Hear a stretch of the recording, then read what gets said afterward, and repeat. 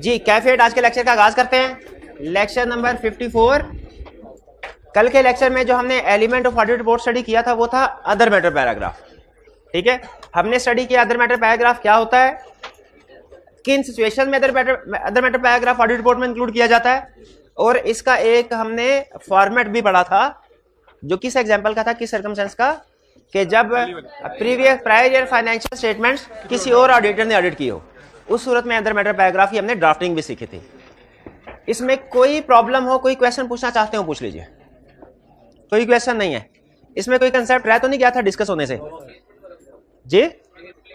Placement वाला, हाँ, कह रहा है अदर मैटर पैराग्राफ प्लेस किया जाएगा after the report on audit of financial statement and report on other legal and regulatory requirements. हाँ शाबाश, आपको याद होगा हमने जब ऑडिट रिपोर्ट का फॉर्मेट पढ़ा था ना, उसमें दो हेडिंग्स थी, एक रिपोर्ट ऑन फाइनेंशियल स्टेटमेंट्स और उसके बाद था report on other legal and regulatory requirements. Other legal and, आपको पता है कि ऑडिटिंग स्टैंडर्ड्स तो रिक्वायर करते हैं कि सिर्फ फाइनेंशियल स्टेटमेंट्स पे ओपिनियन देना है, तो फिर हम अदर मैटर्स के ऊपर क्यों ओपिनियन दे रहे हैं? क्योंकि वो लॉ रिक्वायर करता है। इसका मतलब है अगर एक चीज ऑडिटिंग स्टैंडर्ड रिक्वायर करता हो और लॉ कुछ और भी रिक्वायर करता हो, हमने किसकी बात माननी है? दोनों की। तो इसीलिए हमारी ऑडिट रिपोर्ट में report on opinion on financial statement के साथ साथ अदर रेगुलेटरी रिक्वायरमेंट्स के ऊपर भी ओपिनियन एक्सप्रेस करना है। वो चार चीजें थी, याद है आपको? हमने पढ़ी है कि नहीं पढ़ी? अभी हमने नहीं पढ़ी हुई वो, ठीक है, लेकिन बहरहाल है concept.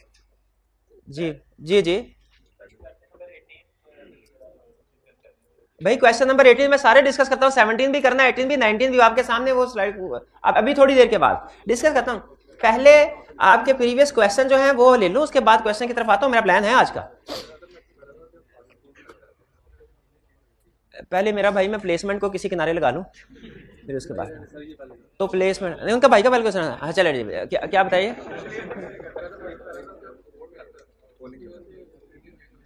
Other matter paragraph report में अगर आ जाए, उसकी वजह से ओपिनियन में कोई चेंज आता है? नहीं आता। वो क्यों आएगा? Other matter paragraph other matter paragraph है, ओपिनियन ओपिनियन है। अदर मैटर पैराग्राफ की सिचुएशन कुछ और है, ओपिनियन मॉडिफाई होने की सिचुएशन कुछ और है। याद रखिएगा, ऑडिट रिपोर्ट के अंदर कोई भी एलिमेंट इंटरडिपेंडेंट नहीं है। ऑडिट रिपोर्ट के अंदर कोई भी एलिमेंट इंटरडिपेंडेंट नहीं है, यानी किसी भी एक एलिमेंट के होने या ना होने से किसी भी दूसरे एलिमेंट के होने या ना होने पे कोई फर्क नहीं पड़ेगा, सारे इंडिपेंडेंट है। क्यों इंडिपेंडेंट है भला? हर एक की अपनी अपनी सर्कमस्टेंसेस हैं, हर एक की अपनी अपनी। तो अदर मैटर पैराग्राफ के होने से क्या ओपिनियन पे फर्क पड़ेगा? नहीं। क्या ऐसा पॉसिबल है अदर मैटर पैराग्राफ आए और अनमोडिफाइड ओपिनियन आए? क्या ऐसा पॉसिबल है अदर मैटर पैराग्राफ आए और क्वालिफाइड ओपिनियन आए? कैसा पॉसिबल है कि क्वालिफाइड ओपिनियन आए और अदर मैटर पैराग्राफ आए ही ना? कैसा पॉसिबल है अनमोडिफाइड ओपिनियन आए और अदर मैटर आए ही ना? हर हर हर हर कॉम्बिनेशन पॉसिबल है, क्योंकि दोनों इंडिपेंडेंट है। अदर मैटर का डिसीजन इंडिपेंडेंट से अलग सेपरेट सिचुएशन को देख के लिया जाता है, और मॉडिफाइड ओपिनियन का डिसीजन अलग सिचुएशन को देख के लिया जाता है। ये बात समझ आई? जी जी जी, ये डिस्कस कि मेरा भाई प्रीवियस लेक्चर में नहीं था ना, पिछले लेक्चर में थे आप। इनका कहना है कि नहीं सर, दुनिया में एक सिचुएशन ऐसी है, आपको याद है लास्ट लेक्चर में एक आप लाइन लिखवाई थी, no situation is to be duplicated और मिसक्लासिफाइड। तो हर पैराग्राफ उन्होंने कहा सर एक सिचुएशन ऐसी है, मैं अभी निकाल के देता हूं, जिसमें सिचुएशन एक ही है, इफेक्ट दो जगहों पे आ रहा है। आपने तो कहा था एक सिचुएशन का इफेक्ट एक ही पैराग्राफ पे दूसरे पे नहीं होगा। और एग्जांपल क्या दे रहे हैं? कह रहे हैं स्कोप लिमिटेशन बाय मैनेजमेंट है, उसका इफेक्ट परवेसिव है। इसमें लिखा हुआ है कि डिस्क्लेमर ऑफ ओपिनियन भी आएगा और अदर मैटर पैराग्राफ में भी आएगा। भाईजान बात कंप्लीट ये थी कि वो किसी और वजह से आएगा। इस सिचुएशन में डिस्क्लेमर ऑफ ओपिनियन किस वजह से आ रहा है? स्कोप लिमिटेशन बाय की वजह से। और अदर मैटर किस वजह से आ रहा है? विड्रॉल ना करने की वजह से। अदर मैटर के आने की वजह है विड्रॉल ना करना। अदर मैटर में हम बताते हैं विड्रॉ क्यों नहीं किया, हालांकि इसमें करना था। और स्कोप लिमिटेशन जो डिस्क्लेमर किस वजह से आ रहा है? स्कोप लिमिटेशन की वजह से आ रहा है। ठीक है मेरे भाई, अब वापस चलते हैं उस क्वेश्चन की तरफ, क्या था वो, प्लेसमेंट का। प्लेसमेंट तो रिपोर्ट के दो हिस्से हो गए, एक वो जो आईएसए रिक्वायर करता है वो वाले सारी चीजें, और एक वो जो लॉ रिक्वायर करता है, वो चार हो गई ना। अब क्वेश्चन यह है कि अदर मैटर किधर है, अदर मैटर किधर है? इसका आसान तरीन जवाब है अदर मैटर्स दोनों के एंड पे आए, दोनों के बाद है, यही इस चीज का जवाब दे रहा है। ठीक के other matter paragraph is placed after the report on audit of financial में report on other legal and regulatory requirement, यानी लीगल एंड रेगुलेटरी रिक्वायरमेंट्स के बाद आप पूरे पाकिस्तान की कोई भी ऑडिट रिपोर्ट उठा के देख लें, उसमें अदर मैटर पैराग्राफ अगर दिया हुआ है, अगर दिया हुआ है तो कहां नजर आएगा आपको, and report on legal regulatory requirement के बाद। कह रहा है if a key audit matter section is presented in the auditor report other matter paragraph may add further context to the heading. यानी आप देखें एमसीक्यू मैटर में भी पढ़ा था, या तो सिर्फ एमसीक्यू मैटर की हेडिंग दे दें, या एमसीक्यू मैटर की हेडिंग दे के आगे उसको एक्सप्लेन कर दें कि किस मसले के ऊपर आप हेडिंग दे रहे हैं। उसी तरीके से यहां पे भी या तो सिर्फ अदर मैटर की हेडिंग दे दें, लेकिन अगर की ऑडिट मैटर भी दे रहे हैं साथ, की ऑडिट मैटर भी दे रहे हैं साथ, तो फिर आपको अदर मैटर की साथ हेडिंग एक्सप्लेन करनी पड़ेगी जैसे एमसीक्यू मैटर में करते थे। वो कैसे? अदर मैटर के साथ लिखते scope of the audit, scope of the audit में भी अदर मैटर दिया जाता है। स्कोप ऑफ द ऑडिट तो है ही नहीं, स्कोप ऑफ द ऑडिट देखें जो एग्जांपल उसने दी है उसमें तो स्कोप ऑफ द ऑडिट की एग्जांपल है ही नहीं, तो पॉसिबल है ना। देखें आपको जो भी लिस्ट दी जाती है क्या वो कंप्लीट लिस्ट होती है? वो कंप्लीट लिस्ट नहीं होती, मजीद पॉसिबल है, हो सकता है ये कोई ऐसी सिचुएशन हो जो हमारे कैफ के सिलेबस में नहीं है, सीफैप में है, तो उसने एग्जांपल वही लिख दी तो हमने भी वही एग्जांपल छाप दी आई कैप की बुक में। ठीक है, लेकिन कंसेप्ट समझ आ गया आपको कि अगर की ऑडिट मैटर भी दिया हुआ है तो की ऑडिट मैटर का रूल असल में ये होता है, की ऑडिट मैटर में लिखते हैं स्पेसिफाई करते हैं कौन सा मैटर, तो कहते हैं वहां पे स्पेसिफाई करते हो ना तो इधर भी स्पेसिफाई करो अदर मैटर में कौन सा मैटर। हालांकि जो ड्राफ्टिंग है ना, ड्राफ्टिंग उसमें पता चल जाता है कि अदर मैटर किसके ऊपर दिया जा रहा है, प्रायर ईयर के ऊपर दिया, ड्राफ्टिंग में पता, लेकिन हेडिंग देने से ये फायदा होता है कि फौरन पता चल जाता है। ठीक है, तो अदर मैटर की प्लेसमेंट ये आ गई, कहां प्लेसमेंट आएगी, दोनों के पैराग्राफ के बाद, report on financial statement, report on other legal regulatory requirement के बाद। और अगर की ऑडिट मैटर भी दिया हुआ है तो फिर हमने इसको फर्दर इलेबोरेट कर देना है, इसकी हेडिंग को कैसे, कंटेक्स्ट ऐड कर देना हेडिंग में। क्या हेडिंग में क्या ऐड कर देना है? कंटेक्स्ट का मतलब क्या है, अदर मैटर पैराग्राफ जिस चीज की वजह से आ रहा है उसे हेडिंग का हिस्सा बना दो ताकि हेडिंग पढ़ते ही पता चल जाए। ठीक है, और कोई क्वेश्चन,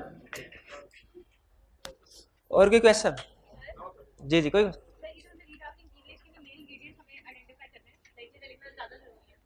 अच्छा ये जो other matter emphasis of matter paragraph के तो इंग्रेडिएंट्स बताए थे आपको, 3 थे, हेडिंग भी थी, हेडिंग के अलावा 3 थे। अदर मैटर पैराग्राफ के स्टैंडर्ड इंग्रेडिएंट्स नहीं है, इसके स्टैंडर्ड ये केस टू केस वेरी करेगा अदर मैटर पैराग्राफ। ठीक है, लेकिन जो सबसे ज्यादा दफा आई क्या पूछता है उसके इंग्रेडिएंट्स बता देते हैं। जो सबसे ज्यादा दफा पूछता है वो कौन सा, गोइंग कंसर्न, अदर मैटर में गोइंग कंसर्न कहां से, ये किसकी किताब है? अदर मैटर में गोइंग कंसर्न किधर से आ गया है? अदर मैंने बताया नहीं हुआ, अदर मैटर लैदा पैराग्राफ है, गोइंग कंसर्न लैदा है। अब सुने ना, सुने क्वेश्चन क्या था, अदर मैटर के इंग्रेडिएंट्स, तो मैंने कहा था ये एम्फेसिस ऑफ मैटर के 3 स्टैंडर्ड इंग्रेडिएंट्स है, इसके स्टैंडर्ड इंग्रेडिएंट्स नहीं अदर मैटर के, लेकिन जो सबसे ज्यादा दफा पूछता है केस उसके स्टैंडर्ड इंग्रेडिएंट्स बताए। वो हैं सबसे पहले ये, पहले एग्जांपल कौन सी थी भला, prior year financial statements were audited by another auditor. ठीक है, तो इसमें हमने क्या लिखना है, इसमें हमने सबसे पहले ये स्टेटमेंट लिखनी है कि पिछले साल की फाइनेंशियल स्टेटमेंट किसी और ने ऑडिट की। ठीक है, फिर बताना है उसके ऊपर उसने ओपिनियन कौन सा दिया, फिर बताना है कब, डेट, यानी पहले ये बताना है किसने ऑडिट, किसी और ने ऑडिट किया। अच्छा, इसमें आप उसका नाम भी लिख सकते हैं, एबीसी फर्म, या अनदर ऑडिटर भी लिख सकते हैं। प्रैक्टिस में अनदर ठीक है, वो कहते हैं हम किसी और की मशहूरी अपनी रिपोर्ट में क्यों करें, तो अनदर ऑडिटर। ठीक है, ये फाइनेंशियल स्टेटमेंट्स ऑफ प्राइवेट, पहली स्टेटमेंट लिखेंगे फाइनेंशियल में किसी और ने ऑडिट की, अनदर ऑडिटर ने ऑडिट की, फिर टाइप ऑफ ओपिनियन, फिर डेट ऑफ ओपिनियन। एक 4th एलिमेंट भी है इसमें, हेडिंग तो है ही है, अगर ओपिनियन मॉडिफाइड है, अगर ओपिनियन मॉडिफाइड है तो उसकी रीजन कि पिछले साल के ऑडिटर ने ओपिनियन क्यों मॉडिफाई किया, वो रीजन भी हम अदर मैटर में लिखते हैं। तो इसका मतलब है अदर मैटर पैराग्राफ में 4 चीजें, किस केस में, जब पिछले साल का ऑडिट किसी और ने किया हो, तो 4 चीजें क्या आएगी अदर मैटर पैराग्राफ में? नेम, कि किसी ने किसी और ने किया, type of opinion, date of opinion, और इफ मॉडिफाइड ओपिनियन तो उसकी रीजन, इफ मॉडिफाइड ओपिनियन की रीजन बतानी है। क्लियर हुई है बात? जी, और कोई क्वेश्चन? चलिए फिर ऐसा करते हैं, अब आज के होम असाइनमेंट की तरफ चलते हैं। आपको दी थी ना, रिप्रोडक्शन के क्वेश्चन भी थे, केस स्टडी भी थी। पहले रिप्रोडक्शन के, अच्छा केस स्टडी मैं आपको एक क्लास में डिस्कस कर रहा हूँ, बाकी आपको एज यूजुअल जो पास्ट की डिस्कशन है वो मैं शेयर कर दूंगा आपके साथ व्हाट्सएप ग्रुप पे। आप उसको साथ साथ देख रहे हैं ना, तो उसका फायदा हो रहा है कि नहीं हो रहा? हाँ, इससे ये फायदा होता है कि आपका जो प्रैक्टिस है वो ज्यादा हो गई आपकी, कि क्लास में भी प्रैक्टिस कर रहे हैं और घर में भी केस स्टडी की प्रैक्टिस कर रहे हैं। जी, अगर ना देखे तो कोई प्रॉब्लम नहीं है। अगर ये भाई चार्टर्ड अकाउंटेंट नहीं बनेंगे, दुनिया में क़यामत आएगी? कोई नहीं आएगी। क्या दुनिया में नहीं आएगी। आपकी जिंदगी में जो मर्जी आए, हमें उससे क्या, कोई फर्क नहीं पड़ेगा। असाइनमेंट ना करे कोई फर्क नहीं पड़ेगा, चाहे ना देखे उससे भी कोई फर्क नहीं पड़ेगा, चाहे हफ्ता छुट्टियां कर ले उससे भी कोई फर्क नहीं पड़ेगा, चाहे इस रिटर्न में पेपर ना दे अगले रिटर्न में कोई फर्क नहीं पड़ेगा। किसी चीज से कोई फर्क नहीं पड़ता भाई, कोई फर्क तो नहीं पड़ेगा। नहीं, हम तो इधर 17 discuss the circumstances in which auditor may include other matter paragraph in the audit report. ये मेरे भाई मुझे शर्मिंदा करेंगे, शाबाश। अदर मैटर पैराग्राफ की सिचुएशन बता दें। फाइनेंशियल स्टेटमेंट पिछले साल किसी और ने ऑडिट की, एक से ज्यादा रिपोर्ट्स पे। अच्छा, आपको पता है इंडिया में जो चार्टर्ड अकाउंटेंसी के पेपर हैं वो इंग्लिश में भी हो सकते हैं, वो हिंदी में भी हो सकते हैं, लेकिन पाकिस्तान में नहीं। तो कम से कम ये जो एग्जांपल्स हैं, जो डेफिनेशन है ना, देखिए कंसेप्ट बता दिया करे, वो कोई मसला नहीं है उर्दू में, लेकिन एग्जांपल डेफिनेशन कोशिश करें उन्हीं अल्फाज में बताएं। तो मेरा भाई बता सकते हैं एग्जांपल्स, बताएं फिर इंग्लिश में। शाबाश। When auditor issues report on more than one set of financial statements, when prior period financial statements were audited by another auditor or were unaudited. शाबाश दो। When there is scope limitation by management whose effect is pervasive and auditor is unable to withdraw. ठीक है, withdrawal is not possible and practicable. 3 When auditor restricts distribution of report. शाबाश। तो ये 4 circumstances में other matter paragraph include किया जाता है। Clear? शाबाश। 18 अच्छा, ये बड़ा अजीब, ये वो क्वेश्चन है जो स्टूडेंट सबसे ज्यादा पूछते हैं, हालांकि इतना अहम भी नहीं है। Identify the situations in which an auditor may modify his report without affecting his opinion. Without affecting his opinion का मतलब क्या है? अनमोडिफाइड ओपिनियन के मॉडिफाइड। वो कहता है बताओ वो कौन सी सिचुएशन है जिनमें ओपिनियन तो अनमोडिफाइड है लेकिन रिपोर्ट मॉडिफाइड है। अच्छा, एक चीज यहां पे सुन लें, अहम चीज, केस स्टडी के पॉइंट ऑफ व्यू से इफेक्ट ऑन ओपिनियन और इफेक्ट ऑन रिपोर्ट एक ही चीज है। केस स्टडी के पॉइंट ऑफ व्यू से इफेक्ट ऑन ओपिनियन और इफेक्ट ऑन रिपोर्ट एक ही चीज है, लेकिन थ्योरेटिकली दोनों में फर्क है। थ्योरेटिकली दोनों में फर्क है, टेक्निकली दोनों में फर्क है, लेकिन केस स्टडी के पॉइंट ऑफ व्यू से इफेक्ट ऑन ओपिनियन और इफेक्ट ऑन रिपोर्ट एक ही चीज है। भाई थ्योरेटिकली या टेक्निकली क्या फर्क है कि रिपोर्ट एक बड़ी चीज है, पूरी की पूरी रिपोर्ट, ओपिनियन उसका सिर्फ एक पैराग्राफ है। ओपिनियन उसका सिर्फ एक पैराग्राफ है। तो पूछना यह चाह रहा है कि क्या रिपोर्ट में ओपिनियन के अलावा भी कुछ ऐसे पैराग्राफ होते हैं जो कि कभी आते हैं कभी नहीं आते, और अगर आ जाए तो रिपोर्ट मॉडिफाइड, ना आए तो रिपोर्ट अनमोडिफाइड। क्या रिपोर्ट के अंदर ओपिनियन के अलावा भी कुछ पैराग्राफ हैं जो कभी आते हैं और कभी नहीं आते? जब आएंगे तो रिपोर्ट मॉडिफाइड हो जाएगी ना। बताइए क्या ऐसे हैं पैराग्राफ? वो कौन, ओपिनियन के अलावा कौन कौन से पैराग्राफ हैं? Emphasis of matter paragraph, other matter paragraph और going concern. Going concern opinion को भी भाई ठहर जाए, पहले जिस तरीके से मैं बढ़ा रहा हूं उस तरीके से याद करते रहे। गोइंग कंसर्न कभी ओपिनियन को अफेक्ट करता है, कभी नहीं करता मेरे भाई। हमेशा ऐसा रूल नहीं है कि हमेशा करेगा।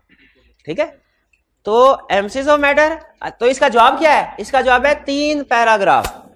वैसे की ऑर्डर मैटर भी लिख सकते हैं, लेकिन की ऑर्डर मैटर कुछ लोगों के ख्याल में इसमें आता है, किसमें नहीं, लेकिन एहतियातन हम चले सिर्फ 3 भी कर लें तो काफी है इसका जवाब, बल्कि 2 भी कर लें तो काफी है कि एमसीज ऑफ मैटर और अदर मैटर। 7 नंबर है, 3 कर लें, emphasis of matter, other matter और material uncertainty related to going concern. ये 3 पैराग्राफ ऐसे हैं जो कभी आते हैं रिपोर्ट में, कभी नहीं आते, और अगर रिपोर्ट में आ जाए रिपोर्ट मॉडिफाइड हो जाते हैं, लेकिन ओपिनियन हो सकता है ना मॉडिफाइड हो, क्योंकि इनका ओपिनियन के ऊपर तो कोई इफेक्ट नहीं हो, ओपिनियन तो अलग-अलग डिसाइड होता है। ये बात समझ आ गई? तो वो कौन से 3 सर्कमस्टेंसेस हैं, सिचुएशंस हैं जिनमें ऑडिटर की रिपोर्ट तो मॉडिफाइड होगी लेकिन ओपिनियन हो सकता है अनमॉडिफाइड हो? Emphasis of matter, other matter और material uncertainty relating to going concern. अच्छा, इनको रिपोर्ट में प्रेजेंट कैसे किया जाता है? गोइंग कंसर्न का भी हमने नहीं पढ़ा, वो आजकल में पढ़ना है, लेकिन एमसीज ऑफ मैटर और अदर मैटर पढ़ चुके हैं। एमसीज ऑफ मैटर कैसे प्रेजेंट किया जाता है रिपोर्ट में? सेपरेट पैराग्राफ, हेडिंग के साथ, ठीक है, और इसमें 3 चीजें इंक्लूड की जाती हैं। ये है प्रेजेंटेशन। ये है प्रेजेंटेशन का मतलब ड्राफ्टिंग एक तरह से, रेफरेंस, मैटर और our opinion is normal. Other matter paragraph कैसे प्रेजेंट किया जाता है? सेपरेट पैराग्राफ है, हेडिंग दी जाती है और इसमें मैटर को डिस्कस कर लिया जाता है जो रिलेटिंग टू ऑडिट हो, ठीक है। यहां तक अगर आपके मार्क्स कंप्लीट हो जाए तो काफी है, वरना आप इनकी प्लेसमेंट भी बता सकते हैं कि एमसीज ऑफ मैटर पैराग्राफ की प्लेसमेंट क्या होगी और अदर मैटर पैराग्राफ की प्लेसमेंट क्या होगी। क्लियर हो गया ये क्वेश्चन? ठीक है, तो अब मुझे बताइए कोई आपसे अगर क्वेश्चन पूछे थ्योरेटिकली, टेक्निकली, मॉडिफाइड ओपिनियन और मॉडिफाइड रिपोर्ट में क्या फर्क है? मॉडिफाइड ओपिनियन और मॉडिफाइड रिपोर्ट में क्या फर्क है? आपने उसे कहना है ये लो छोटा सा फर्क, छोटा, ये इक्वेशन उसको बता देनी है, क्या? Modified report is equal to modified opinion और एम्फसिस ऑफ मैटर और अदर मैटर, और कर लें प्लस कर लें और अदर मैटर, ठीक है।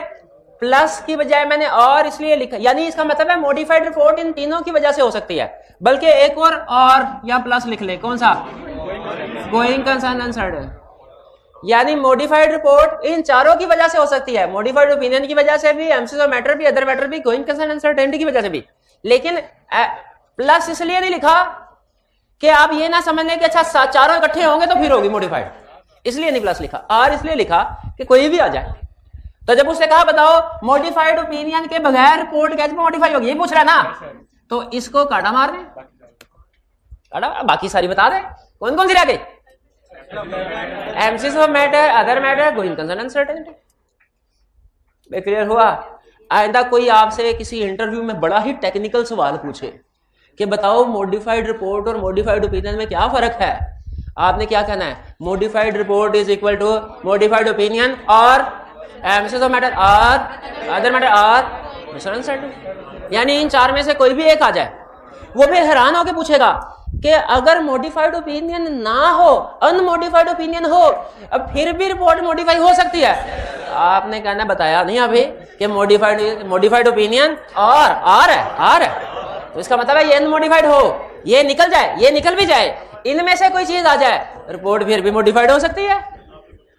तो मॉडिफाइड ओपिनियन, ये पता नहीं क्यों कंफ्यूजन क्रिएट होती है बच्चों के जहनों में। सिंपल ये इक्वेशन याद रख लें, ये मॉडिफाइड ओपिनियन मॉडिफाइड रिपोर्ट में हमेशा आपको डिफरेंशिएट कर देगी। समझ आई बात? लेकिन ये है थ्योरेटिकल या टेक्निकल। एग्जाम, अब सुनिए एग्जाम में स्टूडेंट कैसे फेल हुए। उसने कहा था prior period financial statements were audited by another auditor, और रिक्वायरमेंट में लिखा what shall be impact on auditor's opinion. Student ने कहा auditor shall express unmodified opinion.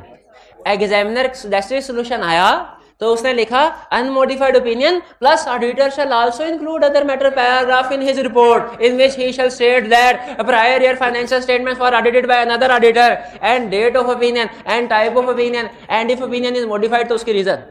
Student ने कहा सर ये कैसे हो सकता है? क्वेश्चन में उसने कहा था रिक्वायरमेंट में इफेक्ट ऑन ओपिनियन बताओ। सिचुएशन यही थी कि पिछले साल का ऑडिट किसी और ने किया है, रिक्वायरमेंट थी इफेक्ट ऑन ओपिनियन बताओ। हम तो रिक्वायरमेंट के ऊपर फोकस करते हुए सिर्फ ओपिनियन के ऊपर इफेक्ट बताया और ओपिनियन अनमोडिफाइड ओपिनियन था। असूली तौर पे ये बच्चा ठीक कह रहा है, लेकिन बाज़ औक़ात एग्जामिनर की रिक्वायरमेंट्स को समझना पड़ता है वो चाह क्या रहा है।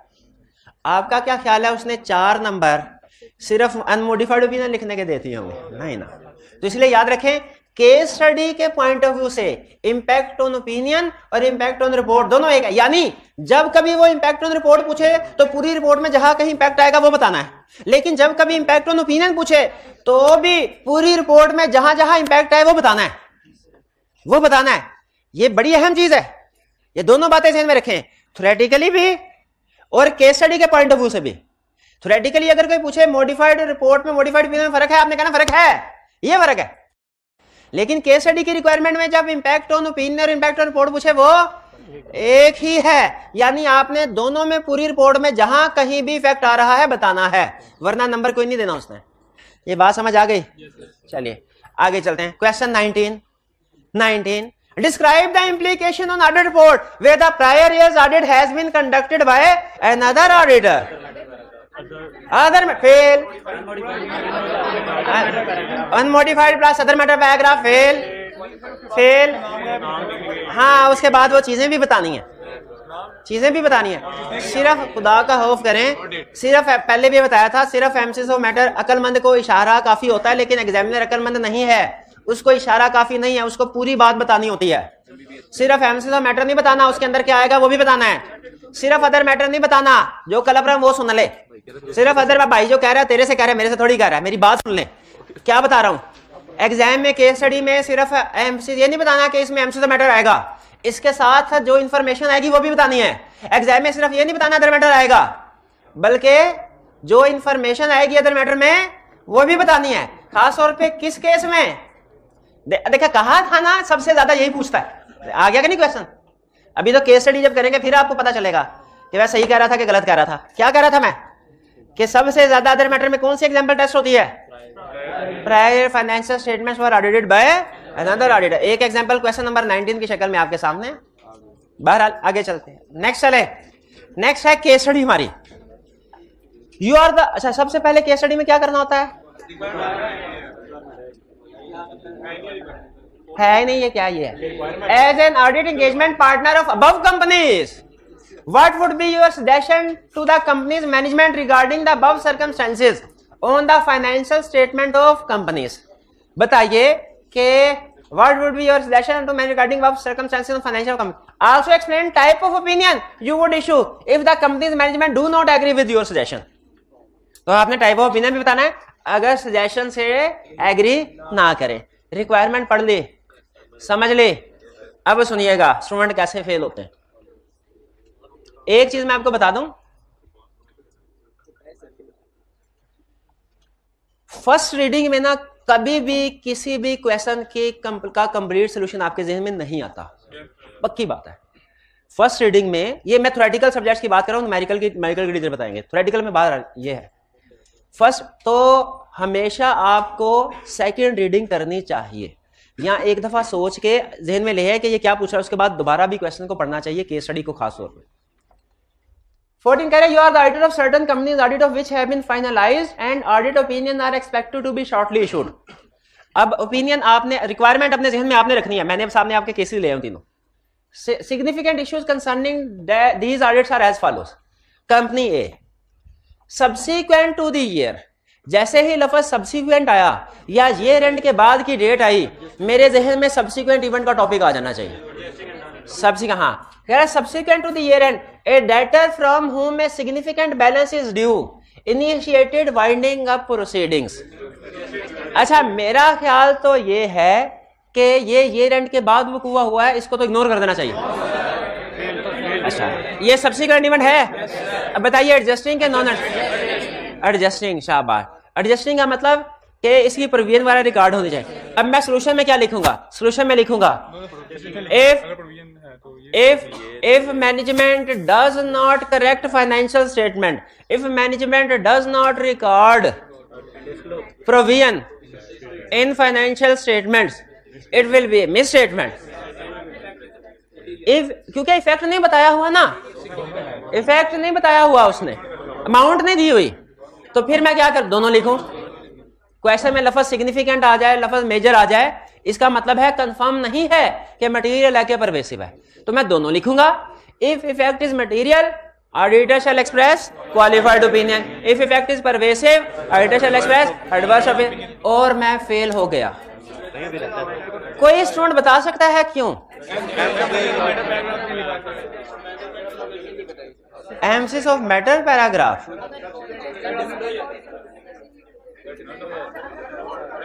क्वेश्चन की रिक्वायरमेंट थी कि आपने दो चीजें बतानी है। आपने इफेक्ट ऑन फाइनेंशियल स्टेटमेंट भी बताना है, मैनेजमेंट को क्या करना चाहिए, इफेक्ट ऑन रिपोर्ट भी, ओपिनियन भी। आपने इफेक्ट ऑन ओपिनियन बता दिया है, आपने इफेक्ट ऑन फाइनेंशियल स्टेटमेंट नहीं बताया। क्वेश्चन में देखें जरा, क्या वो सिर्फ effect on report, effect on opinion पूछ रहा है कि इफेक्ट ऑन फाइनेंशियल स्टेटमेंट भी पूछ रहा है? तो आपको इफेक्ट ऑन फाइनेंशियल स्टेटमेंट बताना चाहिए था ना। तो फिर से करते हैं। इफेक्ट ऑन फाइनेंशियल स्टेटमेंट क्या होगा? This is an adjusting event, management should record provision for bad debts, ठीक है। और फिर इसके बाद इंपैक्ट ऑन रिपोर्ट में, इंपैक्ट ऑन रिपोर्ट में इफ मैनेजमेंट इसको रिकॉर्ड कर ले तो अनमोडिफाइड ओपिनियन, हाँ, अगर मैनेजमेंट इसको रिकॉर्ड कर ले दिया ठीक, तो unmodified opinion plus emphasis of matter, ठीक है। और अगर मैनेजमेंट रिकॉर्ड नहीं करती तो मिस स्टेटमेंट है, इफेक्ट मटेरियल है तो क्वालिफाइड ओपिनियन, परवेसिव है तो एडवर्स। इससे एग्री करते हैं? अच्छा ठीक है, लेकिन इसमें मुझे एक चीज की समझ नहीं आई। रिक्वायरमेंट पे दोबारा नजर मारे जरा, वो इफेक्ट ऑन ओपिनियन पूछ रहा है ना, तो हमने एम्फसिस ऑफ मैटर क्यों बताया? क्योंकि केस स्टडीज में इफेक्ट ऑन ओपिनियन और इफेक्ट ऑन रिपोर्ट एक ही, हमने दोनों सूरतों में सारी रिपोर्ट में जहां जहां इफेक्ट आ रहा है उसको बताना है। सारी रिपोर्ट में अगर इफेक्ट ऑन ओपिनियन पूछे तो सिर्फ इफेक्ट ऑन ओपिनियन नहीं बताना, अदर भी बताना। क्लियर हुई है बात जी? हाँ शाबाश। वो रिक्वायरमेंट में एक और चीज भूल गए हम, के कह रहे हैं इफेक्ट ऑन रिपोर्ट मुझे तब बताएं if management does not agree. ये लिखा हुआ कि नहीं लिखा हुआ? तो फिर हमें इंपैक्ट ऑन रिपोर्ट में ये वाली बात नहीं लिखनी चाहिए कि if provision are recorded auditor shall express unmodified opinion, ये नहीं लिखनी चाहिए। क्यों नहीं लिखनी चाहिए? रिक्वायर्ड ही नहीं। शाबाश शाबाश, बिल्कुल ठीक आइडेंटिफाई। हम सीधा ही लिखेंगे क्या? If management does not record provision it will be miss statement, if effect is material unmodified, pervasive, sorry effect material qualified, pervasive, adverse. भाई ये बात समझ आ गई? अब पता चल गया रिक्वायरमेंट को देख के कैसे आपने क्वेश्चन को उसके लिहाज से क्लासिफाई करना। देखिए सबसे अहम चीज है रिक्वायरमेंट समझ के जितनी चीजें रिक्वायरमेंट करा उतनी हेडिंग दे दें। इसमें आपने कंपनी ए लिख के 2 हेडिंग्स देनी थी। पहली हेडिंग कौन सी? Effect on financial statements. दूसरी हेडिंग कौन सी? Effect on report. क्योंकि रिक्वायरमेंट में उसने दोनों चीजें पूछे। नॉर्मली एक ही चीज पूछता होता है इफेक्ट ऑन रिपोर्ट, लेकिन अगर कभी इफेक्ट ऑन फाइनेंशियल स्टेटमेंट्स पूछ ले तो बताना हम पे फर्ज है कि इसको हमने फाइनेंशियल स्टेटमेंट में कैसे रिकॉर्ड में डिस्क्लोज करना है। समझ आ गई ये बात? आगे चलते हैं। Company B, the company is a shipping line with more than 6 ships as its assets. 6 ships हैं, एक शिप नहीं है, 6 शिप्स हैं, एक नहीं। Subsequent to the year end, one of its high value ship carrying huge stock for other parties sank in high seas. गहरे समंदर में डूब गया जहाज। क्लियर हो गई ये बात? सिचुएशन समझ आ गई? अच्छा अब बताइए, सबसे पहले इफेक्ट ऑन फाइनेंशियल स्टेटमेंट, ये एडजस्टिंग इवेंट है, नॉन एडजस्टिंग है। हम लिखेंगे sinking of ship is a non-adjusting event. Management should disclose this in notes to the accounts या in financial statements. मैनेजमेंट इसको फाइनेंशियल स्टेटमेंट में डिस्क्लोज करे। Agree करते हैं इससे? अच्छा, अब आगे इफेक्ट ऑन रिपोर्ट। अगर मैनेजमेंट इसे डिस्क्लोज नहीं करती तो मिस स्टेटमेंट है, इफेक्ट मटेरियल है तो क्वालिफाइड, इफेक्ट परवेसिव है तो एडवर्स। अच्छा, उसने पूछा नहीं, लेकिन मैं आपसे पूछ रहा हूं, अगर मैनेजमेंट इसे डिस्क्लोज कर दे फिर क्या होगा? अनमोडिफाइड ओपिनियन देंगे और emphasis of matter paragraph include करेंगे। ठीक है, उसमें में लिखते auditor shall include unmodified opinion and auditor shall include emphasis of matter paragraph in his report in which he shall state. 3 चीजें। प्यारे भाई मेरी तरफ तवज्जो कीजिए, इनके साथ बाद में बात कर लीजिएगा क्लास के बाद। ये कंपनी बी क्लियर हो गया? ठीक है। Company C, audit of the year ended 31 December 2003 would need to be finalised by 4 January 2004। ये तो नामुमकिन नहीं है। 31 दिसंबर ईयर एंड हो रहा है और कह रहा है 4 दिन में रिपोर्ट दो मुझे। पॉसिबल है? कैसे पॉसिबल है? हमने एक स्ट्रेटजी निकाली हुई है इंटायर मार्केट, उसके थ्रू पॉसिबल है। The credit period for trade receivable is 3 months. अच्छा, इसका मतलब क्या हुआ वाला कि आपके जितने भी डेटर्स हैं ना 3 महीने के अंदर अंदर उनकी कलेक्शन हो जानी चाहिए। क्रेडिट पीरियड का ये मतलब होता है ना। और अगर 3 महीनों में कुछ डेटर्स पैसे नहीं देते, प्रोविजन रिकॉर्ड, शाबाश शाबाश, तो रिस्क है बैड डेट का। अगर 3 महीनों में डेटर्स, कुछ डेटर्स सारे पैसे नहीं देते, बैड डेट का रिस्क है? बिल्कुल है। आगे क्या कह रहा है? कह रहा है you noted that significant sales were made in the late December 2003। Significant sales 2003 के एंड पे की गई। रिस्क है कि प्रॉफिट का टारगेट अचीव करने के लिए फेक सेल रिकॉर्ड की गई है। हमें इसको वेरीफाई करना चाहिए। और आप बताएं कि आप ऑडिटर हैं, कैसे वेरीफाई करेंगे कि ये जो साल के एंड पे 20 मिलियन की सेल है ये ठीक है कि नहीं? सब्सटेंटिव प्रोसीजर पूछ लूं, 1 मिनट है। कट ऑफ टेस्ट परफॉर्म करेंगे किसके ऊपर? किस सेल्स के ऊपर, शाबाश। और 1 मिनट है। और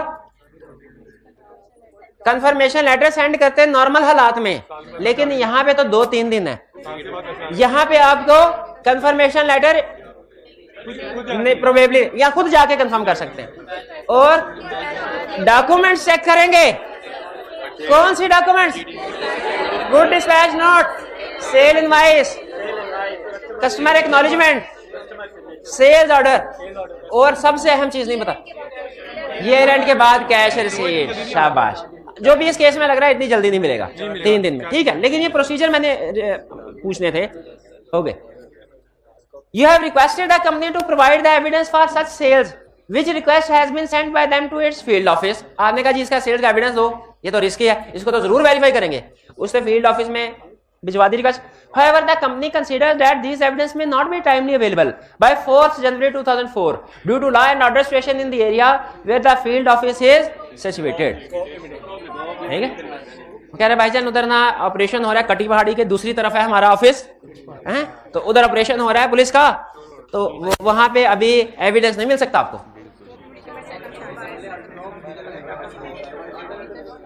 रिक्वायरमेंट क्या थी? आप वो, अच्छा एक मैं जुमला बताने लगा, एक एग्जामिनर कमेंट्स में था, मुझे याद आ गया।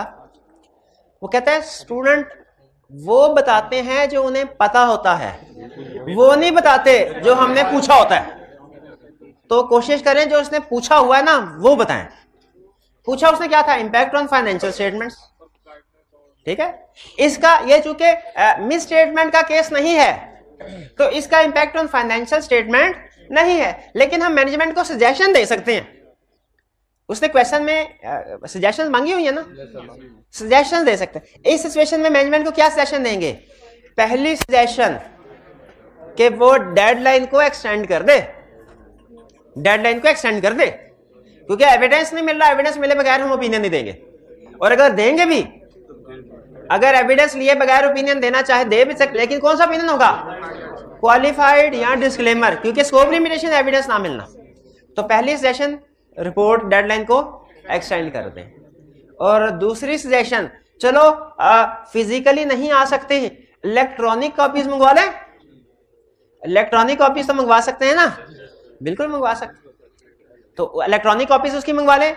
हाँ, उसकी रिलायबिलिटी थोड़ी कम होती है, लेकिन इलेक्ट्रॉनिक ही हमने पढ़ा था, कंफर्मेशन वाले टॉपिक में पढ़ा था, लेकिन बहरहाल एविडेंस है, हम उससे कंट्रोल चेक कर सकते हैं, उसको क्रॉस मैच कर सकते हैं अदर डॉक्यूमेंट्स के साथ।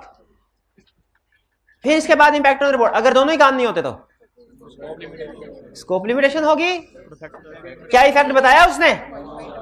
इफेक्ट बताया क्वेश्चन में? नहीं बताया, दोनों बताएंगे। इफ इफेक्ट इज मटेरियल तो qualified opinion, if effect is pervasive तो डिस्क्लेमर ऑफ ओपिनियन। और एक और चीज जो मैं आपको पहले दोनों क्वेश्चन में बताना भूल गया, कोई स्टूडेंट बताएगा, अभी पता नहीं भाई टीए है, टीए किधर है? दोनों सिचुएशन में बताना भूल, ये पैटी कैश इधर रखा हुआ है, अरे नहीं हो कहीं और, बताइए कि क्या चीज नहीं बताई मैंने?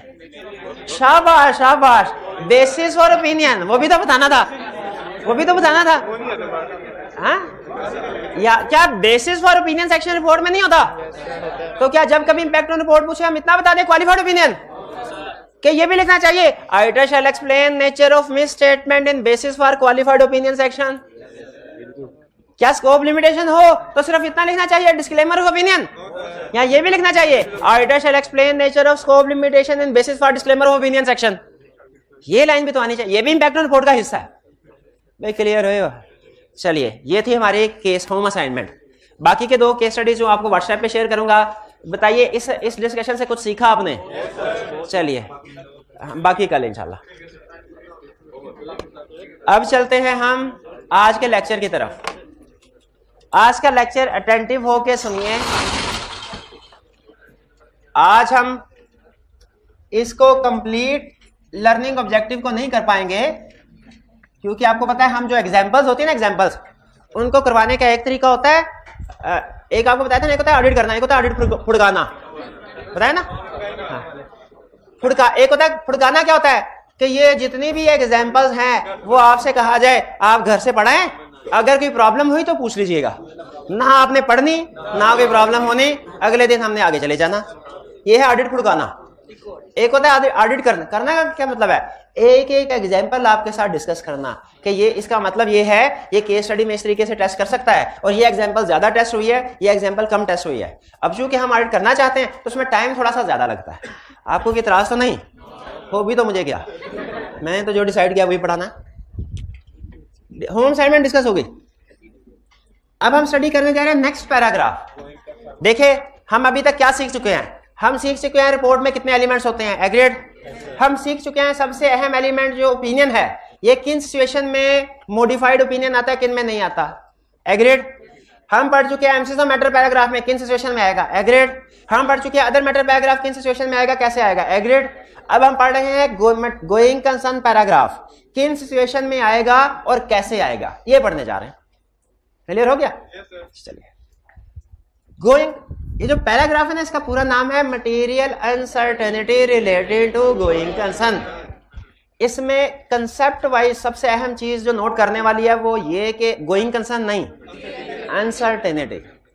इसका मतलब है अगर कोई चीज कभी कंफर्म हो गई ना, कंफर्म हो गई, फिर ये पैराग्राफ नहीं आएगा। अगर कोई चीज कंफर्म हो गई फिर ये पैराग्राफ नहीं आएगा। अगर कोई चीज 50-50 में है फिर पैराग्राफ आएगा। अच्छा बताइए, एक कंपनी कंफर्म है कि गोइंग कंसर्न है, ये पैराग्राफ आएगा? शाबाश। एक कंपनी कंफर्म है कि गोइंग कंसर्न नहीं है, ये चीज फिर भी नहीं आएगा। एक कंपनी 50-50 है, शाबाश, आएगा। एक और एग्जांपल है, देखिए रटे वाले तो अब मैं पूरा कॉन्फिडेंट हूं आप याद कर लेंगे, लेकिन कंसेप्ट बिल्डिंग अहम काम होता है। कंपनी ने कोई लोन नहीं लिया हुआ, कोई लोन नहीं लिया हुआ, गोइंग कंसर्न को प्रॉब्लम है कोई नहीं? हम कहते हैं इसको गोइंग कंसर्न एप्रोप्रिएट। जब कंपनी को कोई प्रॉब्लम ना हो, गोइंग कंसर्न एप्रोप्रिएट, ये material uncertainty relating to going concern का पैरा आएगा? नहीं आएगा। शाबाश। दूसरी कहानी, कंपनी ने लोन लिया हुआ है, हैवी लोन, लोन की कुछ रिक्वायरमेंट थी, कंडीशन थी, उसको वायलेट कर बैठी कंपनी। बैंक ने वायलेट किया तो बैंक ने कहा मेरा सारा लोन मुझे वापस करो। अब कंपनी मिन्नतें कर रही है, सर एक मौका और दे दें, गलती हो गई। बैंक ने कहा कोई माफी नहीं है, लोन मेरे को अभी का अभी चाहिए। कंपनी ने कहा नहीं सर, आखिरी मौका, थोड़ा सा जुर्माना डाल दें हम पे, एक मौका दे दें। बैंक ने कहा अच्छा मैं सोचता हूं, मैं सोचता हूं। अब बैंक सोच रहा है और आपकी ऑडिट रिपोर्ट का टाइम आ गया। इसको कहते हैं going concern appropriate but material uncertainty exist. Going concern appropriate but material uncertainty exist, ये 50-50 है। इसमें पैराग्राफ आएगा। पहले वाली सिचुएशन को हम क्या कहते थे? गोइंग कंसर्न एप्रोप्रिएट, बस उसमें पैराग्राफ नहीं आता था क्योंकि कंफर्म था कब नहीं चलेगी। इस सिचुएशन को क्या कहते हैं? Going concern appropriate but material uncertainty exist. Material uncertainty क्या है? पता नहीं, बैंक यस करे कि नो करे, ठीक है, ये 50-50, ये मटेरियल, इसमें पैराग्राफ आएगा ये। तीसरा, हम मिन्नतें कर रहे हैं, कंपनी वाले मैनेजमेंट, बैंक ने कहा नहीं पैसे अभी के अभी, वरना मैं कोर्ट जाके, आपने कंपनी लॉ पढ़ा होगा ना अगर, तो आपको अंदाजा होगा, उसमें एक लाइन लिखी हुई थी वाइंडिंग अप वाले टॉपिक में कि अगर 1 लाख रुपए से ज्यादा किसी बंदे ने, कंपनी ने दूसरे के पैसे देने और वो ना दे तो वो कोर्ट में जाके अप्लाई करे, कोर्ट उस कंपनी को खत्म कर देगी, वाइंडिंग अप ऑर्डर पास कर देगी। ये वाइंडिंग अप की कंडीशन में था, व्हेन अनएबल टू पे डेट्स वाली हेडिंग में। तो बैंक ने कहा नहीं मेरे पैसे मुझे अभी दो, वरना मैं कोर्ट जाके वाइंड अप करवा दूंगा तुम्हें। कंपनी के पास पैसे नहीं है।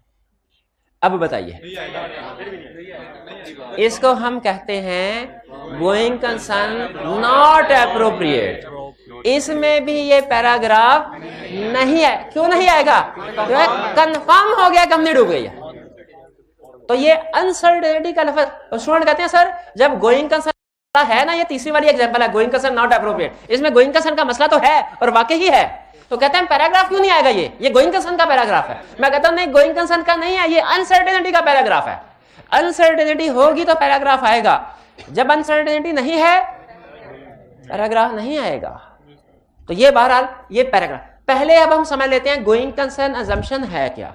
इसमें मैंने अभी तक की डिस्कशन में आपको 3 हेडिंग्स बताई हैं। एक गोइंग कंसर्न एप्रोप्रिएट, दूसरा going concern appropriate but material uncertainty exist, और तीसरा गोइंग कंसर्न नॉट एप्रोप्रिएट। और इसमें एक में पैराग्राफ आता है गोइंग कंसर्न अनसर्टेनिटी वाला, दरमियान वाले में 50-50 में, वरना नहीं आता। अब गोइंग कंसर्न है, अब ये थोड़ी सी मैं आपको अकाउंटिंग पढ़ाने लगा, अकाउंटिंग, क्योंकि ये अकाउंटिंग का कंसेप्ट है कि गोइंग कंसर्न, कोई नहीं मेरी नहीं ठीक, तो कोई नहीं, आपको पढ़ाते पढ़ाते ठीक हो ही जाएगी। ऐसे ही होता है ना, ऐसे होता है ना। वो तो आपने सुना होगा, किसी ने पूछा किसी अक्लमंद आदमी से, भाई तुम ऐसे इतने अक्लमंद कैसे हुए? उसने कहा बेवकूफों में बैठ बैठ के, जो वो बात करते थे मैं नहीं करता था, तो मैं आपको पढ़ा पढ़ा के इंशाल्लाह मैं अक्लमंद हो जाऊंगा, मुझे अकाउंटिंग आ जाएगी। गोइंग कंसर्न ये एक फंडामेंटल अजम्पशन है, फंडामेंटल, यानी हर फाइनेंशियल स्टेटमेंट्स, फंडामेंटल का मतलब हर financial statement going concern basis पे बनती हैं। Going concern basis of accounting का मतलब ये होता है कि फाइनेंशियल स्टेटमेंट्स अगले 12 महीने से ज्यादा चलेगी। यह है गोइंग कंसर्न एप्रोप्रिएट का मतलब। और going concern assumption not appropriate का मतलब क्या है कि 12 महीनों के अंदर अंदर कंपनी बंद हो जाएगी। अब इसका फाइनेंशियल स्टेटमेंट में इम्पैक्ट क्या आता है? अगर गोइंग कंसर्न अजम्पशन एप्रोप्रिएट होना तो एक इफेक्ट आता है क्लासिफिकेशन पे, एक आता है मेजरमेंट पे। मेजरमेंट में क्या इफेक्ट आता है कि आपने एसेट्स को कॉस्ट पे रखना है, कॉस्ट पे रखना है, मार्केट वैल्यू पे नहीं, अनलेस के कुछ एसेट्स का रिवैल्यूएशन मॉडल जो स्टैंडर्ड अलाउ करता है, जिन जिस केस में वो कर सकते हैं। नॉर्मली एसेट्स और लायबिलिटीज कॉस्ट पे आती हैं। और क्लासिफिकेशन क्या है कि एसेट्स और लायबिलिटीज करंट और नॉन करंट में क्लासिफाई होंगी जब गोइंग कंसर्न एप्रोप्रिएट हो। लेकिन जब going concern assumption not appropriate है तो एक तो क्लासिफिकेशन क्या है, सारी की सारे करंट बन जाते हैं क्योंकि 12 महीनों के अंदर अंदर खत्म होना है इन्होंने। और दूसरा कॉस्ट की बजाय फेयर वैल्यू पे रिकॉर्ड करता है। तो मुझे एक क्वेश्चन बताइए, सिर्फ एक, जिससे पता चलेगा अभी तक की डिस्कशन में आपको समझ आई कि नहीं। गोइंग कंसर्न अजम्पशन के एप्रोप्रिएट होने या ना होने का इफेक्ट इमटेरियल है, मटेरियल के परवेसिव। क्वेश्चन में कुछ नहीं भी बताया हुआ ना, फिर भी क्योंकि आपको पता है ये सारी फाइनेंशियल स्टेटमेंट को डबल ला के रख देता है, सारी हर एसेट्स की वैल्यू, लायबिलिटी की वैल्यू चेंज होता है, ऐसे है। चलिए, यह है गोइंग कंसर्न अजम्पशन। अब सुन लीजिए, अब हमारी क्या जिम्मेदारी है। ये लाइन जिसने पढ़ ली ना, ये सारे टॉपिक की, जो हमारे ऑडिट में गोइंग कंसर्न का जितना भी टॉपिक है, उसकी समझ आ गई, उसको, उसकी रूह तक वो पहुंच गया। जिसको ये 2-3 लाइन समझ आ गई, ये गौर से सुनिएगा, सारे कंसेप्ट जो हमने आगे आज और कल पढ़ने हैं ना, ये 2-3 लाइन्स में छुपे हुए हैं। कहता है if there are events and conditions, अगर कुछ मसले मसाइल हैं, if there are events and conditions, अगर कुछ मसले मसाइल हैं, casting doubt on going concern, जिनकी वजह से गोइंग कंसर्न पे डाउट क्रिएट हो रहा हो, डाउट, कंफर्म नहीं, डाउट, अगर कोई मसले मसाइल हैं जिनकी वजह से गोइंग कंसर्न पे डाउट क्रिएट हो रहा हो, अगर कोई मसले मसाइल हैं जिनकी वजह से गोइंग कंसर्न पे, क्लाइंट के गोइंग कंसर्न होने पे डाउट क्रिएट हो रहा हो, ऑडिटर क्या करेगा, auditor shall perform procedure to confirm, auditor confirm करने के लिए प्रोसीजर परफॉर्म करेगा, प्रोसीजर, ऑडिटर प्रोसीजर परफॉर्म करेगा। अगर कोई इवेंट्स या कंडीशन है जो डाउट क्रिएट करते हैं गोइंग कंसर्न पे, ऑडिटर प्रोसीजर परफॉर्म करेगा कंफर्म करने के लिए। क्या कंफर्म करने के लिए, कि गोइंग कंसर्न सही है, असम्पशन एप्रोप्रिएट है कि नहीं है, कि है लेकिन अनसर्टेनिटी एग्जिस्ट करती है। 3 चीजें थी ना गोइंग कंसर्न के हवाले से, going concern appropriate, going concern appropriate but material uncertainty exist, going concern not appropriate. ठीक है, अगर कोई मसले मसाइल हो तो ये थी। अब जैसे फर्ज कीजिए बैंक से लोन लिया, ड्यू डेट है, लेकिन कंपनी ड्यू डेट है, हमने कहा बड़ा लोन लिया हुआ है, ड्यू डेट करीब ही है और ये पे करना पड़ेगा। ये तो एक इवेंट या प्रॉब्लमेटिक सिचुएशन है, क्योंकि अक्सर कंपनीज लोन पे ना करने की वजह से बैंकरप्ट हो जाती हैं। लोन पे ना होने की वजह, नॉर्मली लोन पे ना करने की वजह से बैंकरप्ट होते हैं ना। हमने कहा ये इवेंट या कंडीशन है, मैनेजमेंट ने कहा बेफिक्र रहे सर, हमने अल्टरनेट सोर्स अरेंज किया हुआ है, शेयर कैपिटल इशू करेंगे, पैसा आएगा, लोन चुकाएंगे, बेफिक्र रहे हमारे पास कैश है, बेफिक्र रहे हमारी एक होल्डिंग कंपनी है, उसने हमें गारंटी दी है कि अगर ड्यू डेट पे तुम्हारे पैसे अरेंज ना हो सके, हम तुम्हें पैसे दे देंगे, इसको पे ऑफ कर देना। गोइंग कंसर्न अजम्पशन एप्रोप्रिएट है, बिल्कुल है। दूसरा केस, लोन है, ईयर एंड के फौरन बाद रीपेबल है, हमने कहा ये इवेंट या कंडीशन है, मैनेजमेंट ने कहा सर हमने बैंक से रिक्वेस्ट की हुई है कि हमें 2 साल की मजीद एक्सटेंशन दे दें, 2 साल के मजीद। हमने कहा अच्छा तो बैंक का लेटर शेटर दिखाओ, उन्होंने कहा सर लेटर क्या दिखाएं, वो अभी सोच रहे हैं, कह रहे हैं हमारी अगली बोर्ड मीटिंग होगी ना बैंक की, उसमें फैसला होगा। इवेंट या कंडीशन स्टार्ट में था, हमने कुछ प्रोसीजर परफॉर्म किए तो हमें पता चला क्या, कि गोइंग कंसर्न एप्रोप्रिएट तो है लेकिन मटेरियल अनसर्टेनिटी एग्जिस्ट कर रही है। और अगर पता चले कि कंपनी के पास कोई पैसे ही नहीं है और बैंक ने भी उसको एक्सटेंशन नहीं दी, going concern assumption not appropriate. तो तरतीब याद रखिएगा, सबसे पहले हमने देखना है कोई ना कोई इवेंट या कंडीशन होंगे जिससे कहानी शुरू होगी। जैसे ही केस स्टडी में आपको इवेंट या कंडीशन नजर आ जाए, आप फौरन आपका ध्यान गोइंग कंसर्न की तरफ आ जाए कि इसमें गोइंग कंसर्न का मसला है। अगर इवेंट या कंडीशन है, आपने क्या करना है, प्रोसीजर परफॉर्म करना है। किस लिए, कंफर्म करने के लिए, क्या कि गोइंग कंसर्न अजम्पशन एप्रोप्रिएट है या नहीं है, और अगर है तो मटेरियल अनसर्टेनिटी तो एग्जिस्ट नहीं करती। और जो भी कंफर्म हो उसके मुताबिक आपने रिपोर्ट करना है, उसे रिपोर्ट में इंक्लूड करना है। यानी जो भी बेसिकली कहानी क्या बनी, हमारा पूरा स्टैंडर्ड 3 स्टेप्स में है। स्टेप नंबर 1 इवेंट्स या कंडीशन आएंगे, स्टेप नंबर 2 हम उन इवेंट्स या कंडीशन पे प्रोसीजर परफॉर्म करेंगे, स्टेप नंबर 3 प्रोसीजर परफॉर्म करने के बाद 3 में से कोई एक पॉसिबिलिटी आएगी, एक सिचुएशन आएगी, हमने उसके मुताबिक रिपोर्ट बनानी है। 3 पॉसिबिलिटीज क्या आएंगी, या तो गोइंग कंसर्न अजम्पशन एप्रोप्रिएट है, या नॉट एप्रोप्रिएट, या दरमियान वाली appropriate but material uncertainty exist. अब इस पूरे स्टैंडर्ड को समझना चाहते हैं तो आपको 3 चीजें समझनी पड़ेंगी। पहली चीज, वो कौन कौन से इवेंट्स या कंडीशंस हैं जिनकी वजह से डाउट क्रिएट हो सकता है। वो कौन कौन से इवेंट्स या कंडीशन हैं जिनकी वजह से doubt, going concern, uncertainty create हो सकती है। ये दूसरा, अगर कोई इवेंट या कंडीशन सामने आए तो ऑडिटर ने प्रोसीजर क्या परफॉर्म करना है, प्रोसीजर। और तीसरा, प्रोसीजर परफॉर्म करने के बाद जो भी सिचुएशन कंफर्म होती है उसके मुताबिक रिपोर्ट पे क्या इफेक्ट आएगा। तीन चीजें, इवेंट्स एंड कंडीशन, प्रोसीजर और इंपैक्ट ऑन रिपोर्ट। तीनों में लिंक क्लियर हुआ? अगर आप देखें ना तो सबसे पहले उसे यही बताया हुआ है कि इवेंट्स या कंडीशंस, फिर अगर कोई इवेंट या कंडीशन आइडेंटिफाई होता है तो प्रोसीजर्स क्या परफॉर्म करने हैं, और फिर प्रोसीजर परफॉर्म करने का इंपैक्ट ऑन रिपोर्ट। ये है इवेंट्स या कंडीशन रेड में, और ब्लू में क्या है, जो कब परफॉर्म करने हैं, जब इवेंट या कंडीशन आइडेंटिफाई होता है। और ब्लैक में इम्प्लीकेशन रिपोर्ट आज हमने नहीं पढ़ने, इसीलिए इसको हमने आगे नहीं डिस्कस किया। ठीक है, बाकी थोड़ा बहुत पढ़ लेते हैं। ठीक है, अच्छा चले, ठीक है। आखिरी चीज प्रोसीजर, इस वाले प्रोसीजर में, इसमें और इस वाले प्रोसीजर में क्या फर्क है? अब मुझे खुद बताइए, ये इवेंट्स या कंडीशन क्या आपको बैठे बैठाए पता चल जाएंगे?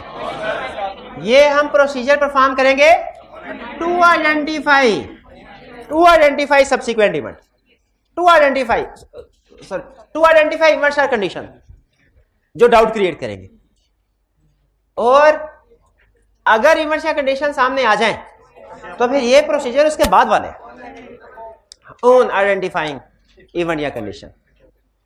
क्लियर हुई है बात? तो अब किसी भी क्लाइंट पे आप जाएंगे, स्टेप नंबर 1 में क्या करेंगे, वो इवेंट प्रोसीजर परफॉर्म करेंगे टू आइडेंटिफाई इवेंट या कंडीशन। अगर इन प्रोसीजर से कोई इवेंट या कंडीशन आइडेंटिफाई नहीं होता, स्टैंडर्ड यही खत्म।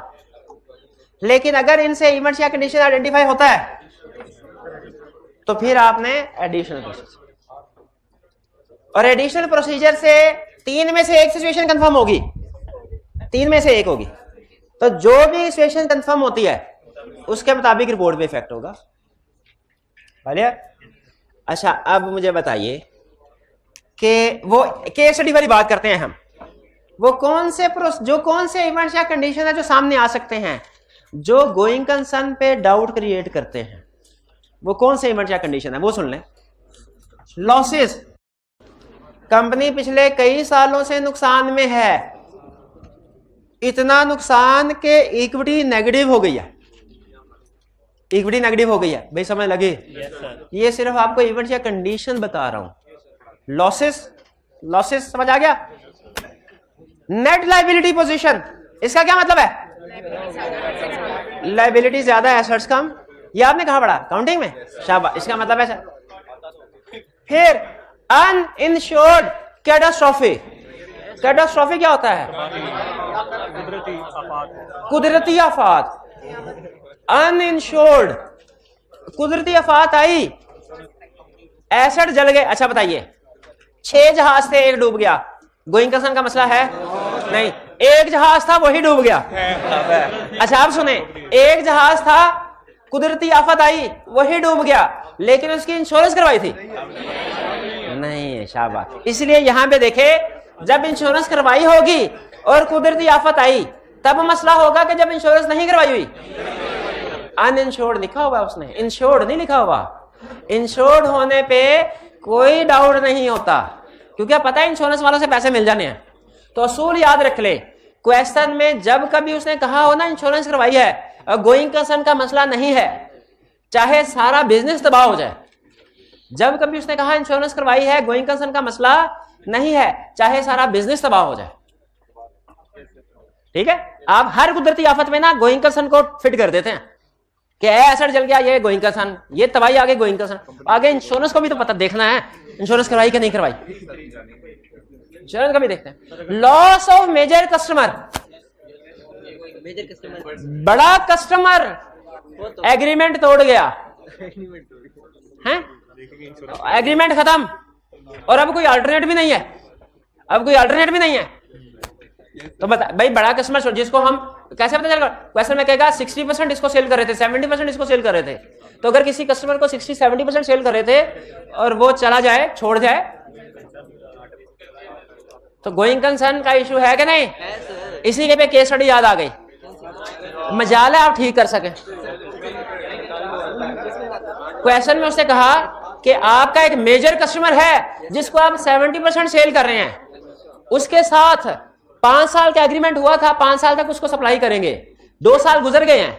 अब कस्टमर ने कहा सर ये मेरा आपके साथ आखिरी कॉन्ट्रैक्ट है, इसके बाद मैंने आपके साथ कोई ट्रांजैक्शन कभी भी नहीं करनी, और मैनेजमेंट परेशान हो गई। बताइए गोइंग कंसर्न का मसला है? नहीं है। क्यों नहीं है? क्योंकि 3 साल के बाद गोइंग कंसर्न तो 12 महीनों का पीरियड है। ये केस स्टडी वाले पढ़ी ना आपने? नहीं पढ़ी, फिर भी पहचान लिया। लॉस ऑफ मेजर कस्टमर भी है, लॉस ऑफ मेजर प्रोडक्ट भी है, लॉस ऑफ मेजर सप्लायर भी है, लॉस ऑफ मेजर लाइसेंस भी है, लॉस ऑफ मेजर मैनेजमेंट भी है। क्या मतलब? मेजर कस्टमर समझ आ गया? हमारी एक प्रोडक्ट थी, मार्केट में वही बेचते थे, 80% सेल्स हमारी उसी प्रोडक्ट की होती थी। वो प्रोडक्ट जो है वो खराब हो गई, मार्केट में उसकी रेपुटेशन। मुझे यहाँ पे एक केस था ICAW का, मुझे वो याद आ जाता है अक्सर।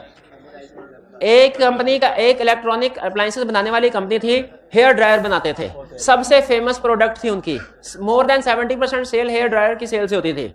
लेकिन एक दफा क्या हुआ कि उसके इक्विपमेंट में कोई प्रॉब्लम आ गई, और जो उसका टेम्परेचर था आउट ऑफ कंट्रोल हो गया, और बहुत से यूजर ने जब बाल सुखाए तो उसमें से शोले निकलना शुरू हुए और बाल जल गए।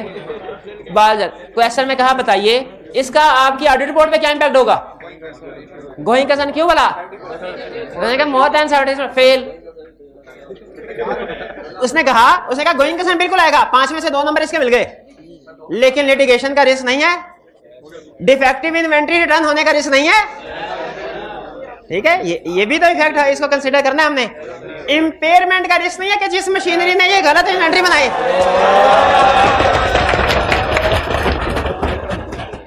ये फेल होना है। मतलब आप सिर्फ बिल्कुल आपकी सादा सोच होती है, एक मसला सामने आ गया ना, बस हमने केस स्टडी सॉल्व कर ली, और 10 मसले उसमें और छुपे होते हैं। सप्लायर, 3 सप्लायर थे, 3 सप्लायर सप्लाई करते थे चीजें। एक सप्लायर की फैक्ट्री जो थी जल गई, फैक्ट्री जल गई। स्टूडेंट कहने लगा सर इसको डिस्क्लोज करें। मैंने कहा भाईजान सप्लायर की फैक्ट्री जली है, उसकी फाइनेंशियल स्टेटमेंट में नॉन रजिस्टरिंग इवेंट है, और हमारी में थोड़ा ही है, हमारी में थोड़ा ही है। हमने क्या करना है? कुछ भी नहीं कि गोइंग कंसर्न का मसला नहीं है, गोइंग कंसर्न का मसला नहीं है। नहीं, क्यों नहीं है? 3 में से 1 है, 2 से सप्लाई, उनको ज्यादा ऑर्डर दे देंगे। लेकिन अगर एक ही सप्लायर होता, एक पैसे में उसने कहा आपका रॉ मटेरियल सिर्फ जापान से आता है, और गवर्नमेंट ने जापान से इंपोर्ट में बैन कर दिया था ना पिछले दिनों। तो गोइंग कंसर्न, गवर्नमेंट ने लाइसेंस कैंसिल कर दिया। पक्का लाइसेंस कैंसिल तो कर ही नहीं सकते कोई काम की, मैनेजमेंट छोड़ के चली गई। इनएबिलिटी टू ऑब्टेन और पे, ये लोन वाली एग्जांपल तो दे दो। चलिए अच्छा, आज यहाँ पे फुल स्टॉप लगाते हैं कि आपने आज के दिन का सबसे अहम काम क्या करना है वो सुन लें ऑडिट में। कोई होम असाइनमेंट नहीं,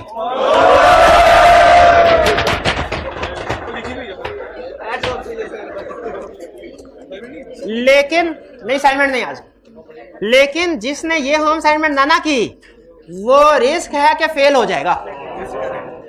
पेज 46 का टॉप पे एग्जांपल्स ऑफ इवेंट्स या condition casting doubt on going concern box बना हुआ है। इसकी जो एग्जाम में बार बार, इसमें से कुछ एग्जांपल जो एग्जाम में बार बार पूछता है वो निकाल के हमने आपके सामने रख दी, डिस्कस भी कर ले, लेकिन मजीद कुछ एग्जांपल्स हैं, ये अब आपने पढ़ के आनी है, और अगर कोई मसला हुआ तो पूछ लीजिएगा, वरना कल खुद भी मैं बताऊंगा एक एक बाकी। लेकिन ज्यादा अहम ये थी, इनको पहले आपने परफेक्ट कर लेना है। ठीक है जी, आज का लेक्चर यहाँ पे खत्म करते हैं। कोई होम असाइनमेंट नहीं आज की, सिर्फ ये रीडिंग करनी है। अल्लाह हाफिज।